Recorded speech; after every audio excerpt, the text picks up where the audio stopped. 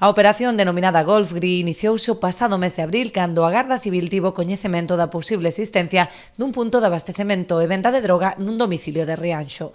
Tras realizar as investigacións pertinentes, os axentes conseguiron a identificación plena dos presuntos responsables do tráfico de estupefacientes, así como a localización dos vehículos que utilizaban para cometer estas actividades ilícitas. A operación precipitouse cando un dos implicados abandonou o domicilio tras unha forte discusión coa súa parella, momento en que os gardacivis procederon á inspección do equipaxe que portaba e o vehículo no que o introduciu, solicitando a colaboración da Policía Local de Rianxo. No interior da maleta acharon 10 bolsas que contiñan preto dun quilo de heroína, varios envoltorios con cocaína que sumaban preto de 2 kilos, 3 pastillas de haxís e unha bolsa con marihuana, así como 2.500 euros en moedas. Os axentes procederon entón á súa detención, así como á incautación da droga. Dadas as evidencias de que se trataba dun punto de venda organizado, os axentes solicitaron á autoridade xudicial unha orde de entrada e rexistro do domicilio, onde localizaron tamén grandes cantidades de droga, así como material utilizado para manipulala e preparala para a súa distribución.